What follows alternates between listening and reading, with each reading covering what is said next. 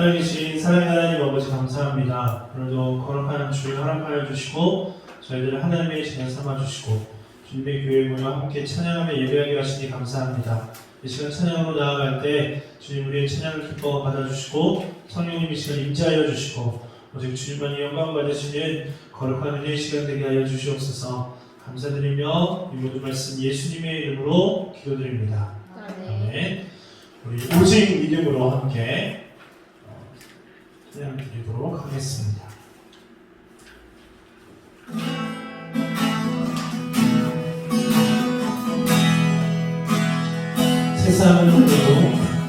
세상은 들리고 사람들은 변하여도 나는 주를 섬기니 주님의 사랑은 영원히 변하지 않네. 나는 주를 신뢰 오직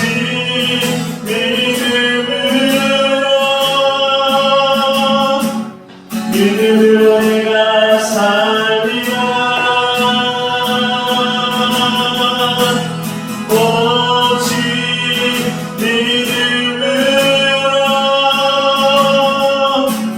믿음으로 내가 살리라.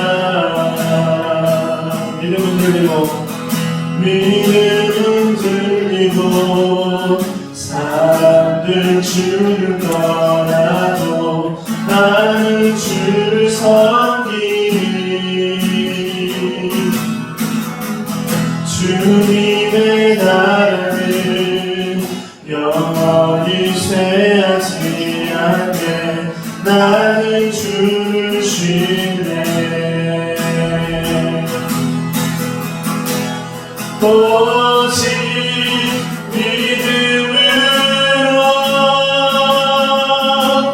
믿음으로 내가 살리라. 오직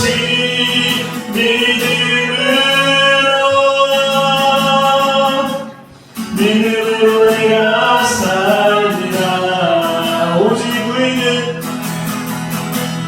오직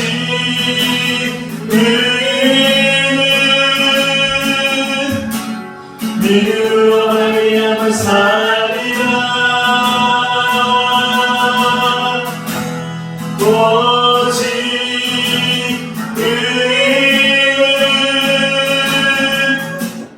믿음으로 말미암아 살리라. 세상은 들리고 사람들은 변하여도 나는 주를 섬기니 주님의 사랑은 영원히 변하지 않네. 나는 주를 신뢰 오직 믿음으로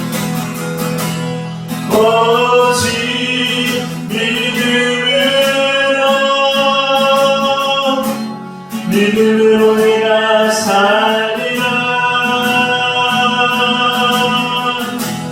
오직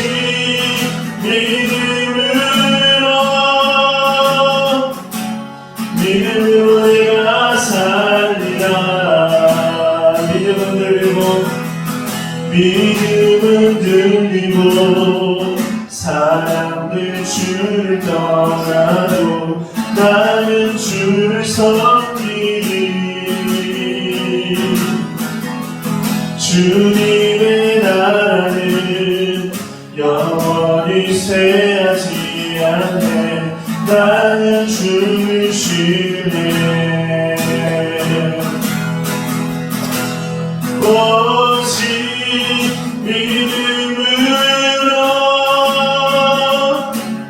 믿음으로 내가 살리라. 오직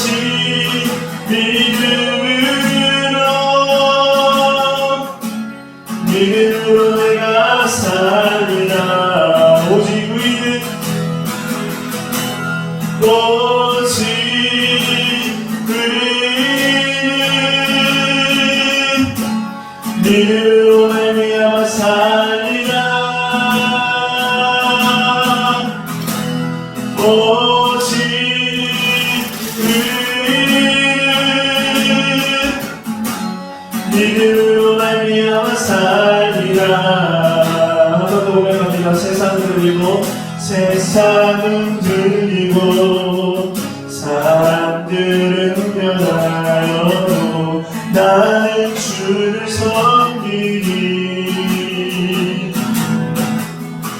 주님의 사랑은 영원히 변하지 않네. 나는 주를 신뢰. 오직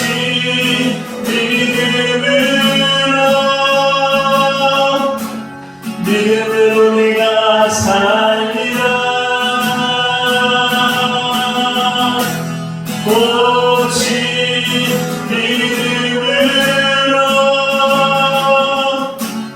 믿음으로 내가 살리라.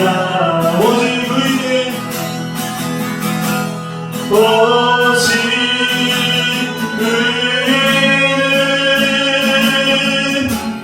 믿음으로 내가 살리라. 오직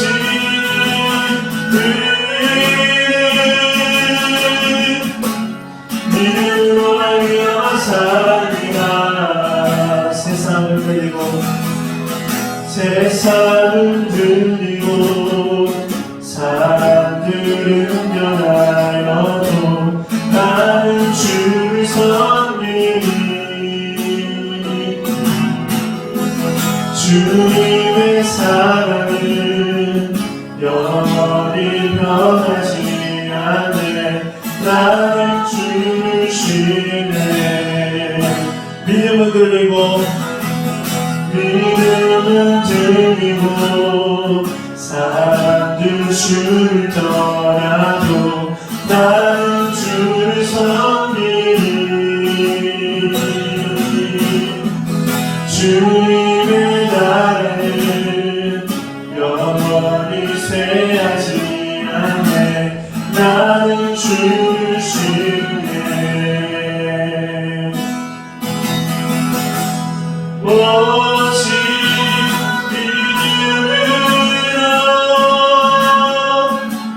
믿음으로 내가 살리라.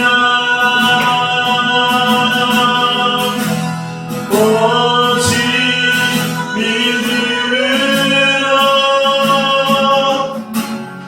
믿음으로 내가 살리라. 오직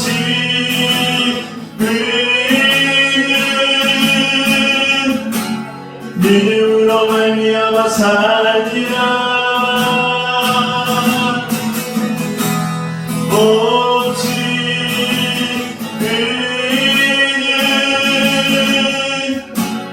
믿음으로 말미암아 살리라. 오직 믿음으로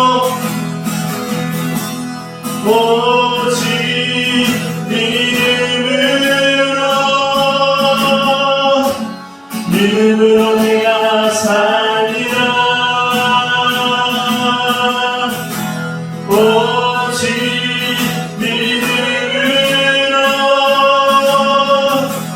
믿음으로 내가 살리라. 오직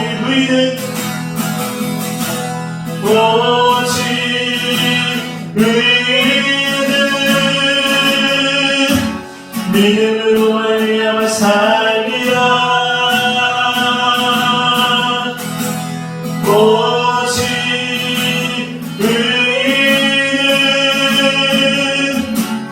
믿음으로 말미암아 살리라.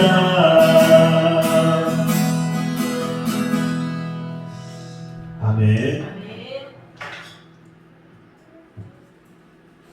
우리 모든 예감 죽을 때까지 함께 찬양드리겠습니다.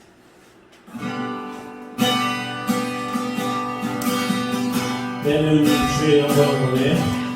내는 주의 영광을 보내. 우리 가운데 계신 주님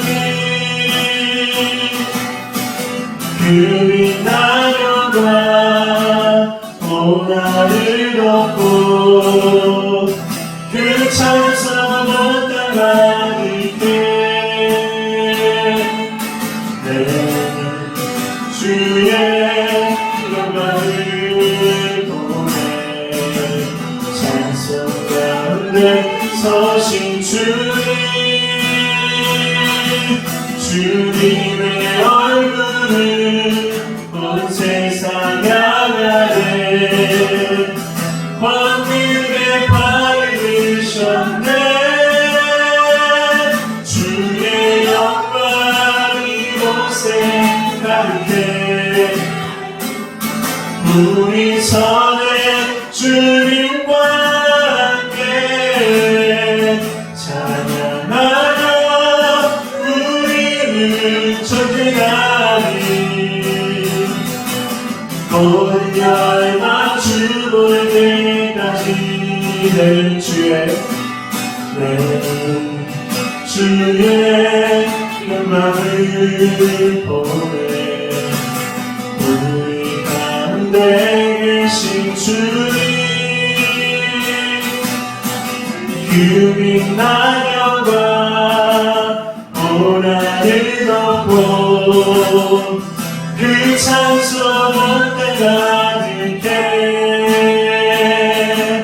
내는 주의 영광을 보내 찬송 가운데 서신 주님 주님의 얼굴을 온 세상 향하네 권능의 팔을 드셨네 주의 영광 이곳에 가득해 우리 선에 주님과 함께 찬양하며 우리는 전진하리 모든 열방 주 볼 때까지 내는 주의 영광을 보내 우리 가운데 계신 주님 그 빛난 영광 온 하늘 덮고 그 찬송 온 땅 가득해 내는 주의 영광을 보내 찬송 가운데 서신 주님 주님의 얼굴을 온 세상 향하네 권능의 팔을 드셨네 주의 영광 이곳에 가득해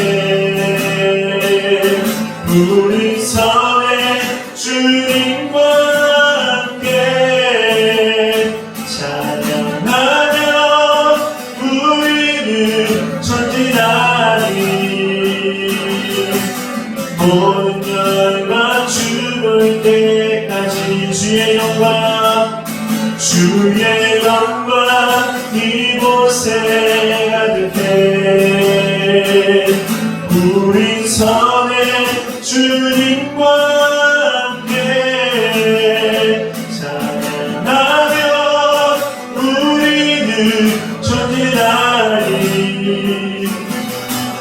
모든 열방 주 볼 때까지 주의 영광 이곳에 가득해 우리 선에 주님과 함께 찬양하며 우리는 전진하리 모든 열방 주 볼 때까지 주의 영광 이곳에 가득해 우리 선에 주님과 함께 찬양하며 우리는 전진하리 모든 열방 주 볼 때까지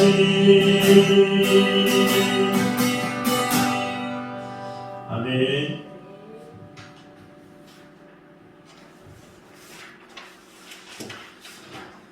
목마른 사슴 함께 찬양 드리겠습니다.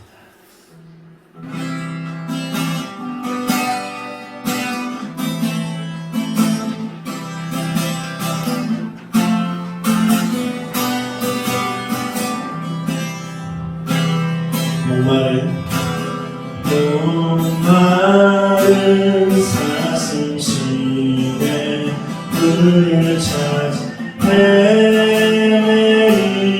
헤매이듯이 내 영혼 주를 찾기 내가 급하나이다. 목마른 사슴 목마른 사슴 시내 물을 찾아 헤매이듯이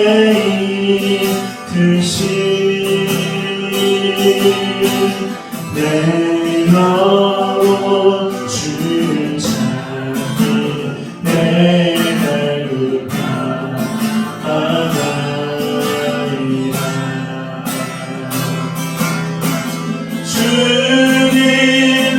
주님만이 나의 길 나의 방패 나의 장소가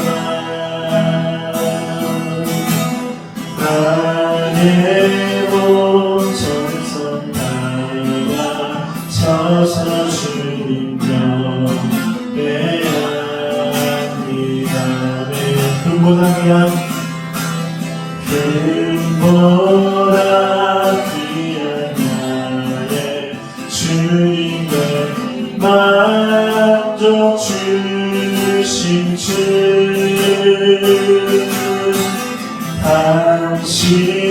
당신만이 나의 기쁨 또한 나의 찬송에 근보다 귀한 나의 주님 근보다 귀한 나의 주님의 만족 주신 주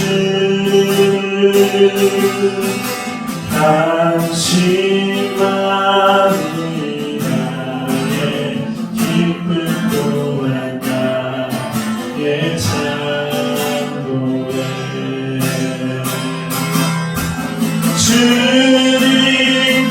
주님만이 나의 길 나의 방패 나의 장소가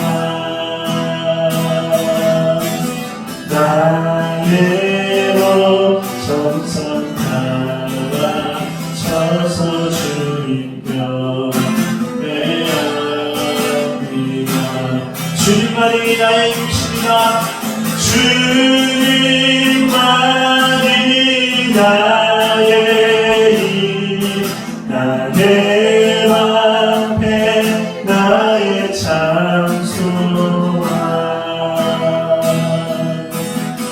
나의 몸 정성 다가 서서 주님 곁에 앉니다. 목마른 사슴 목마른 사슴 시내 물을 찾아 헤매이듯이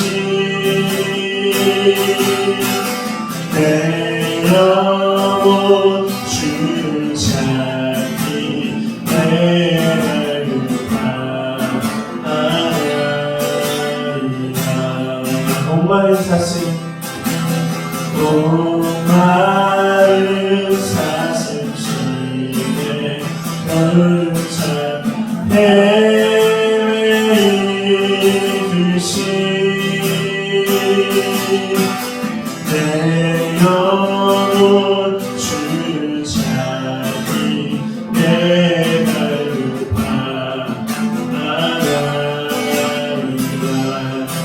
그보다 귀한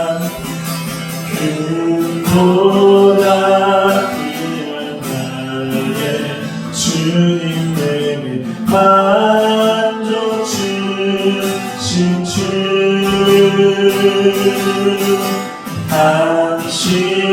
당신만이 나의 기쁜 고난 나의 찬송에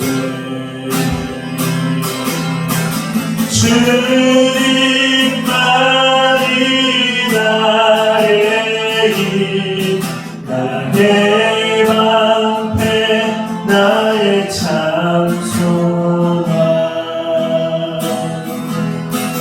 나의 온 정성 다나 서서 주님 곁에 앉으리라 주님만이 나의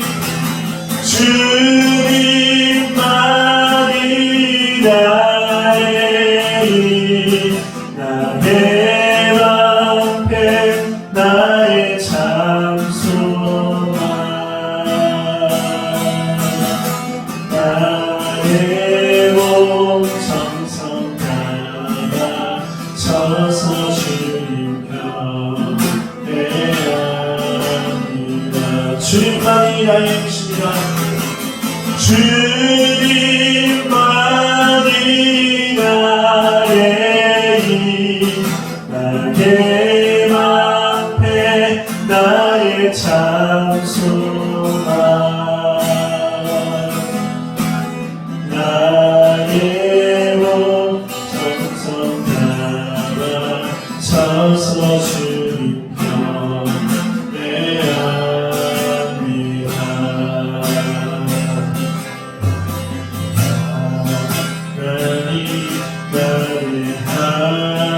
하나님 나와 함께 하시다니 주님 뜻대로 살기 원하여 이처럼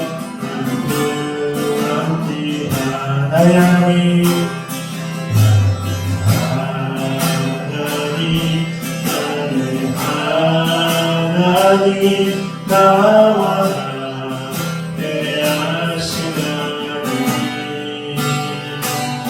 주님 뜻대로 살기 원하여 이처럼 간구합니다 아버지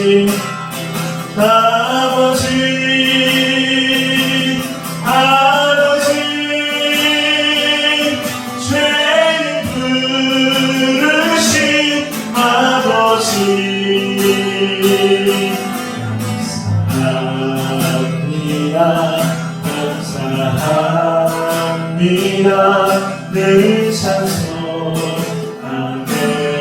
하소서 아버지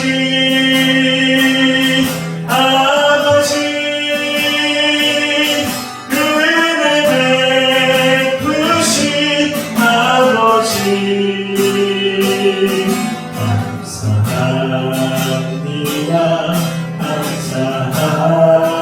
감사합니다 영광 받아 주옵소서 하나님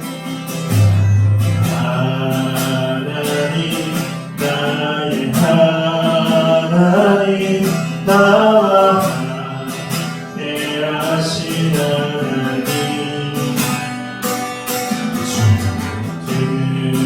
뜻대로 살기 원하여 이처럼 간구합니다 하나님 나의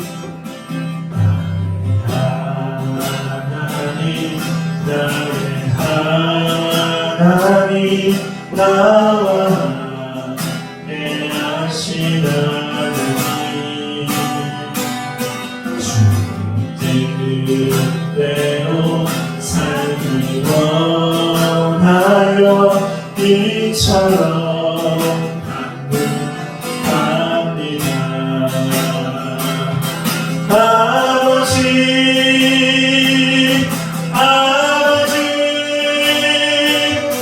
죄를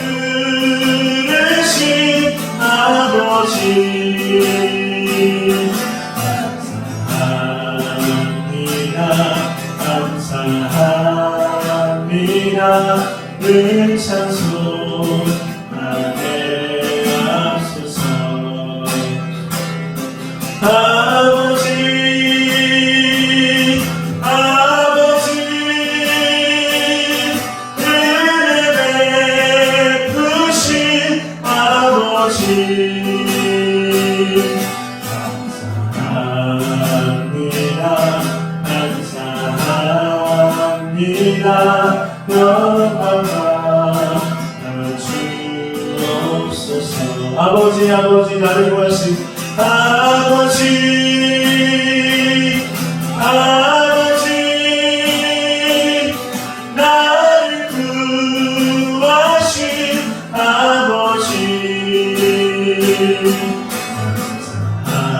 감사합니다. 감사합니다. 이 몸 바쳐 살렵니다. 아버지 아버지 축복해 주신 아버지 감사합니다. 감사합니다. 사명과 함께 하소서. 나의 하나님 나의 하나님 나와 함께 하신 하나님 주 뜻대로 살기 원하여 이처럼 간구합니다. 아버지 아버지 아버지 죄 부르신 아버지 감사합니다. 감사합니다. 늘 찬송하게 하소서. 아버지 아버지 은혜 베푸신 아버지 감사합니다. 감사합니다. 영광과 주옵소서. 아버지 아버지 아버지 아버지 나를 구하신 아버지 나를 구하신 아버지 감사합니다. 감사합니다. 이 몸 바쳐 살렵니다. 아버지 아버지 축복해 주신 아버지 감사합니다. 감사합니다. 사명과 함께 하소서. 저희 기도하며 나아가겠습니다. 첫 번째 기도할 것은 저를 위해서 주구해 주시기 부탁드립니다. 하나님, 담임 목사님에게 성령의 능력과 하나님의 은혜를 더해주셔서 하나님 귀하게 쓰임받을 수 있는 끝까지 쓰임받을 수 있는 주님을 되게 해달라고 저를 위해서 함께 기도해 주시고 두 번째 기도할 것은 우리 주장교회를 위해서 함께 기도하겠습니다. 우리 교회가 오늘 영적인 도움을 더하여 주셔서 우리 교회가 하나님의 마음을 품고 하나님의 마음을 시원케 해드리는 교회 되게 하여 주시옵소서. 다음 세대의 성교의 교회 되게 하여 주시고 영혼권에 힘쓰며 나아가는 교회 되게 하여 주시고 나무가 주님과 가까이 나아가기를 소망하는 그런 귀한 교회 되게 해달라고 교회를 위해서 함께 기도하시고 이 세 번째 예배를 위해서 함께 기도하겠습니다. 하나님 예배 가운데 성령을 인자하여 주시고 주님이 기도하시는 예배가 되게 하여 주시고 주님 시간 주님을 만나달라고 주여 세 번 크게 부르시고 함께 통성으로 기도드립니다. 주여! 네, 오늘은 축복의 삶이라는 제목으로 하나님의 말씀 전하겠습니다. 저는 설교를 준비하면서 되게 준비할 때마다 귀한 경험들을 하게 되는데 그 중에 하나가 이런 단어들을 이렇게 조사할 때 계속 말씀드리잖아요. 우리가 늘 알고 있고 대화할 때도 흔히 쓰던 그 단어들을 사전적인 의미를 살펴보면 이게 이런 뜻이었어? 이런 뜻도 있구나 라는 것을 세상에 깨달을 때가 있습니다. 예를 들어서 제가 전에 보혜사를 딱 검색하면 처음에 뜨는 게 이제 보혜사 절이 딱 있다라는 거였어요. 이런 절도 있구나. 저는 이제 보혜사 성령 관련해서 검색을 한 건데 보혜사 딱 치면 절이 빡 하고 나온다는 거예요. 그런 것처럼 오늘도 우리가 잘 알고 있는 이 축복, 우리가 축복 좋아하는 단어고 정말 축복받는 삶, 축복의 삶을 우리가 살고 싶어 하잖아요. 그래서 먼저 이 축복이라는 단어에 대해서 사전적인 의미를 살펴봤습니다. 그런데 이 단어의 의미가 뭐냐면 나를 위한 단어가 아니라는 거예요. 축복. 우리는 내가 축복받고 싶어. 축복받는 삶을 살고 싶잖아요. 근데 이 축복이라는 단어는 나를 향한 단어가 아니라는 거예요. 무슨 뜻인가 하면 우리가 흔히 말하면 난 축복받는 삶을 살고 싶어. 난 축복받고 싶어. 그렇게 이야기하는데 그 기준은 내가 기준인 거죠. 내가 축복받는 삶을 살고 싶고 내가 축복받고 싶고. 근데 이 축복이라는 단어의 사전적인 의미를 살펴보면 이렇습니다. 남 또는 남의 일이나 미래가 행복하기를 빌거나 그것을 기뻐하며 축하함이라는 뜻을 가지고 있어요. 물론 이제 성경적으로 기독교적으로 하나님이 내려주신 복 이것도 축복이라고 말할 수 있지만 어떻습니까? 그러니까 이 단어의 성격이 나 자신이 아닌 오로지 상대방을 위한 온전히 상대방을 위한 단어라는 거예요. 이 축복이라는 단어는.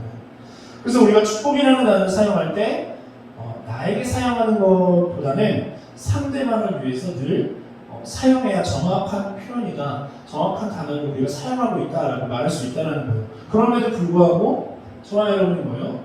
축복받고 싶잖아요. 축복받는 삶을 살고 싶잖아요. 그래서 오늘 말씀을 통해서 과연 축복의 삶은 어떤 삶인지 어떻게 살아가면 되는 것인지 오늘 본문을 통해서 함께 은혜를 나누도록 하겠습니다. 첫 번째는 축복의 삶은 하나님께 집중하는 것입니다. 전에 이런 책이 있었습니다. 책 제목이 예수님이라면 어떻게 하셨을까? 이런 책이 있어요. 그러니까 저기 정말 오래전에 읽은 책이라서 내용을 모르겠어요. 근데 책 제목을 잊을 수가 없어요. 예수님이라면 어떻게 하셨을까? 지금 우리의 삶의 모든 여정 가운데, 상황 가운데, 선택 가운데 이 문구를 적용할 수 있는 거죠. 이때 예수님이라면 어떻게 하셨을까? 그때 예수님이라면 어떻게 하셨을까?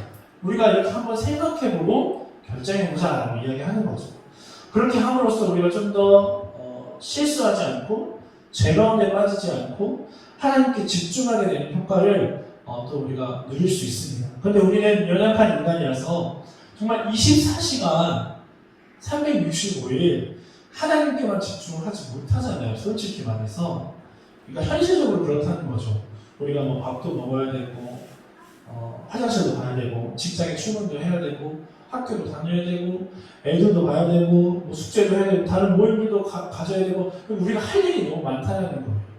근데 또 그 할 일들이 우리의 삶이 그걸 다 내팽개치고 오직 하나님만 바라보고 사는 삶 24시간 그것도 아니다라는 거죠. 그래서 우리가 그런 바쁜 삶을 살다 보면 하나님께 집중하는 것이 쉽지 않다는 거예요. 하나님께 집중한다라는 말을 다른 말로 표현해 본다면 하나님의 뜻에 민감하게 반응한다라고 말할 수 있을 것입니다. 즉 하나님의 뜻을 잘 알고 하나님이 기뻐하시는 것이 무엇인지를 자연스럽게 잘 알게 되는 것, 그것이 아마 하나님께 집중하는 것입니다. 그래서 오늘 본문을 살펴보면 이제 정말 야곱, 이스라엘이 나이가 들어서 정말 죽게 된 거예요. 기력이 다 쇠해서 몸이 좋지 않았습니다. 그래서 주변에 있던 어떤 사람이 요셉에게 알려주는 거예요. 당신의 아버지가 지금 이제 거의 돌아가실 것 같다. 그걸 한번 찾아가 봐라 했습니다. 그래서 요셉이 자신의 두 아들을 데리고 아버지를 찾아갔죠. 10절입니다. 이스라엘의 눈이 나이로 말미암아 어두워서 보지 못하더라. 요셉이 두 아들을 이끌어 아버지 앞으로 나아가니 이스라엘이 그들에게 입맞추고 그들을 안고 라고 말씀하고 있습니다. 그러니까 정말 기력이 쇠할 대로 쇠해져서 나이가 너무 많이 들어서 이제 시력도 정말 안 보이는 거예요. 저희 사모님이 이제 안과에서 근무하시니까 이제 40대가 되면 40대 중반쯤 되면 이제 노안이 시작이 된대요. 자연스럽게. 그리고 또 더 나이가 들어가면 뭐예요? 이제 백내장 같은 것도 생겨서 눈이 잘 안 보여지게 되는 거죠. 점점 이제 그런 시력들이 약해지는 거죠.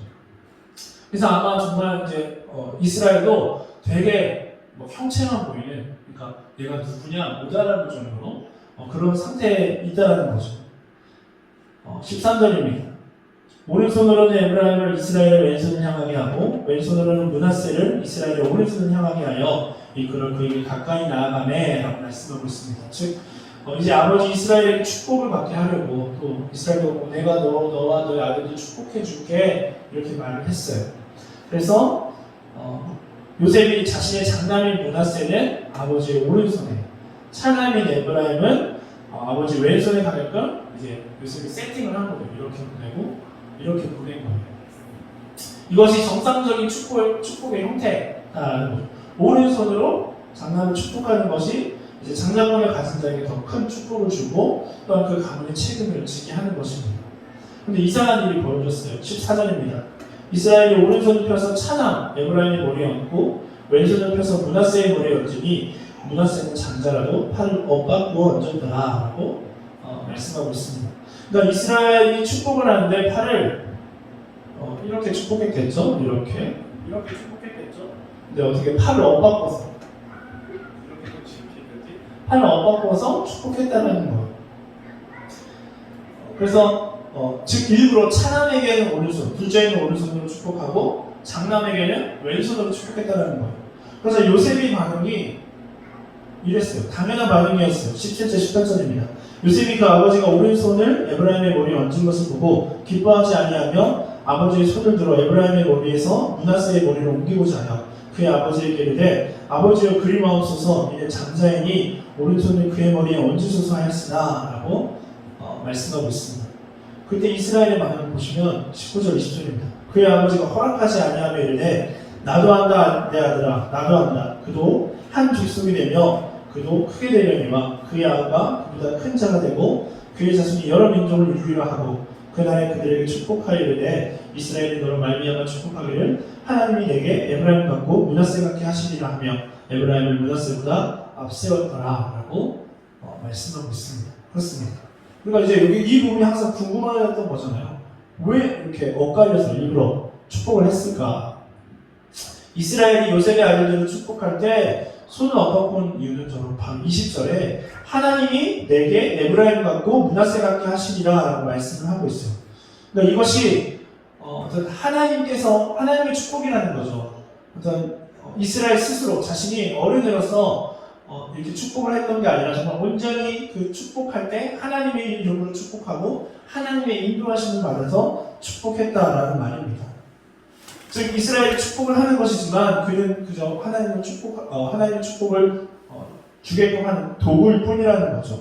그래서 하나님께서 이스라엘에게 말씀하셨고 그래서 야곱은 깨닫고 알게 되었고 그때 손을 일부러 엇바꿔서 그 손자들을 축복했다라는 거예요. 그렇게 하나님과 동행하는 요셉이라고 할지라도 지금까지 이어져 온 전통 앞에서 그리고 이해할 수 없는 행동 앞에서 불편한 마음을 드러냈습니다. 그리고 그것을 수정하려 했어요. 아버지 잘못된 거예요. 이 손 다시 원래 이렇게 오른쪽으로 하세요. 장자에게 오른손으로 축복해 주세요 라고 이야기했어요. 그러나 그 축복하는 순간만큼은 아버지 이스라엘이 하나님과 더 가까이 있었다는 거예요. 하나님께 더 집중하고 있는 상태였다는 거죠. 하나님의 인도하심을 통해서 자신의 손을 엇바꾸어서 요셉의 자녀들을 축복했습니다. 그리고 하나님의 인도하심을 믿고 그렇게 순종했다는 거예요. 우리 역시 하나님과 동행하면서 하나님을 믿는 삶을 살다가도 하나님께 집중하지 못할 때가 있죠. 딴 생각할 때도 있고 다른 것들 바쁜 것들을 생각하고 살다 보면 하나님께 집중하지 못해서 실수할 수가 있습니다. 또는 하나님의 뜻을 제대로 이해하지 못할 때도 있습니다. 요셉조차도 이해할 수 없는 마치 그 순간 요셉의 입장에서는 아마 이랬을 거예요. 나이가 너무 많이 드셔서 이제 돌아갈 때가 되셔서 이 손도 이제 헷갈리셨나 보다. 이런 오른손으로 장자를 축복해줘야 되는데 일부러 이렇게 바꾸셨나 보다. 정신이 없으시구나. 이렇게 아마 생각했을 거예요. 그래서 그것을 실수하셨나 보다 해서 바로잡으려고 했습니다. 그러나 그것은 실수가 아닌 이렇게 의도된 하나님의 인도하심에 순종했던 그 이스라엘의 행동이었다는 거예요.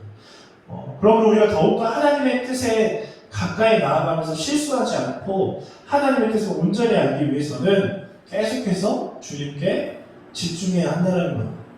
그럼 어떻게 집중할 수 있느냐? 집중하는 방법이 뭐냐? 계속 이렇게 십자가만 바라보느냐? 그것은 은혜의 수단으로 하나님께 계속 우리를 노출시키는 겁니다. 계속 하나님께 나아가는 거예요. 꾸준히 계속 말씀 보고 기도하고 찬양하고 은혜의 자리에 나아가는 것이 그러한 것들이 우리를 하나님께 집중하게끔 만든다라는 것입니다. 우리가 하나님께 집중할 때 하나님의 인도하심을 받을 수 있고 그 인도하심에 순종할 때 하나님의 뜻을 알고 하나님께 기쁨이 되는 삶을 살게 되는 저와 여러분 되시길 간절히 축원합니다. 두 번째는 축복의 삶은 무릎 꿇는 것입니다. 무릎 꿇는 것. 되게 발음도 어렵고 타자칠 때도 되게 어렵더라고요. 무릎 꿇는 것. 축복을 원어로 살펴보니까 히브리어로 바라크라는 단어를 사용하는데요. 물론 축복하다 이런 뜻도 있지만 근본적인 의미가 무릎 꿇다라는 뜻이 있다는 것. 그리고 송축하다라고 하는데 누구에게 송축하느냐? 송축을 하는데 어떻게 송축하냐면 순경의 행위로서 송축한다는 거예요. 순경이 뭐냐면 저도 처음 들어본다고 하는데 숭배하고 존경하는 것. 숭배하고 존경하는 것이 순경이에요. 그래서 누구에 대한 무릎 꿇음입니까? 누구에게 무릎 꿇는다는 거예요. 바로 당연히 살아계신 하나님께 무릎 꿇는 것이 축복의 삶이라는 거예요. 무릎을 꿇는다는 의미는 나 자신을 포기한다는 거죠. 우리가 사람과 사람 사이에 있어서도 무릎 꿇고 사과해라. 그러면 뭐예요? 그 사람이 정말 난 잘못한 것이 없다라고 하면 무릎 절대 안 꿇잖아요. 나 자존심 있어서 무릎 꿇지 않는다. 근데 자기가 정말 미안하고 내가 잘못을 인정하고 정말 그 사람에게 용서를 구하려고 할 때 어떻게 해요? 무릎을 꿇죠. 그 무릎 꿇는 거 생각하니까 여러분 혹시 그 뭐죠? 박서준 씨 나왔던 돌덩이 나왔던 그 드라마 갑자기 생각이 안 나는데 아무튼 거기도 보면 내용이 뭐냐면 그 나쁜 사장님이 그 주인공 박서준을 무릎 한번 꿇게 하려고 고등학교 때부터 막 계속 괴롭히는 거예요. 절대 근데 주인공이 무릎을 안 꿇습니다. 근데 마지막 한 번 꿇긴 하는데 갑자기 그게 생각이 났어요. 그래서 정말 만약에 내가 내 자신이 살아있고 내가 잘못을 인정하지 않으면 그 존재에게 어떤 것들을 당당하다라면 무릎 꿇지 않는다는 거예요.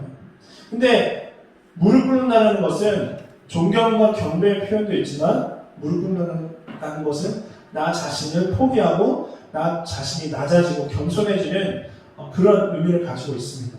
만약 내가 죽지 않고 살아있다면 당당하게 무릎 꼿꼿이 들고 얼굴을 똑바로 쳐들고 있겠죠.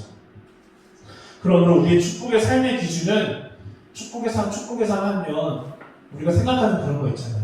근데 그런 세상의 기준과는 조금 달라져야 할 것입니다. 물론 세상적으로도 높은 지위와 어떤 능력 있는 재정, 풍족한 삶 이런 건 역시 축복의 삶이라고 말을 할 수도 있겠지만 그러나 오늘 본문을 통해서 우리가 함께 말하고 싶은 것은 뭐예요? 축복의 삶은 하나님께 집중하는 것이고 축복의 삶은 하나님께 무릎 꿇는 것이라는 거죠. 그래서 우리가 더 하나님께 집중하기 위해서 여러 가지 훈련을 하듯이 우리가 하나님 앞에 무릎 꿇는 훈련을 또한 해야 할 거라는 거죠. 무릎 꿇을 수 있기 위해서는 우리가 인정하는 존재에게만 무릎 꿇을 수 있잖아요. 살아계신 하나님을 인정하고 참으로 경외하고 사랑해야 한다는 거예요. 우리가 예를 들어 당신 공부해야 됩니다. 당신 열심히 살아야 됩니다라고 이야기했을 때 저는 미안한 말이지만 그러니까 제 아내가 저한테 어떤 조언을 해줘요. 그러면 안 듣죠. 그렇다고 제가 어디 밖에 가서 혹은 제가 좋아하는, 존경하는 사람에게 너 똑바로 살아야 돼, 열심히 살아야 돼 하면 제가 딱 막 도전을 받아요. 그래서 아내한테 내가 이런 얘기 들었다. 난 이렇게 열심히 살겠다 하면 제 아내가 뭐라고요? 내가 몇 년 전부터 그 얘기 하지 않았냐고. 왜 내 말 안 듣냐고 이렇게 하죠. 그러니까 내가 정말 존경하고 인정하는 사람에게 들을 때는 곧바로 반응으로 이렇게 하지만, 그렇다고 제가 제 아내를 존경하지 않는다는 이유가 아니지만, 이상하게 부부간에 서로 말을 잘 안 듣잖아요. 남편들이 아내의 말을 잘 안 듣잖아요. 그런 게 있다는 거예요. 그런 것처럼 저와 여러분의 삶에 우리가 정말 하나님을 사랑함으로 그분께 집중하고 그분께 무릎 꿇는 삶을 사는 저와 여러분 되시기를 간절히 축원합니다. 또한 무릎 꿇는 삶은 기도의 삶이라는 거예요.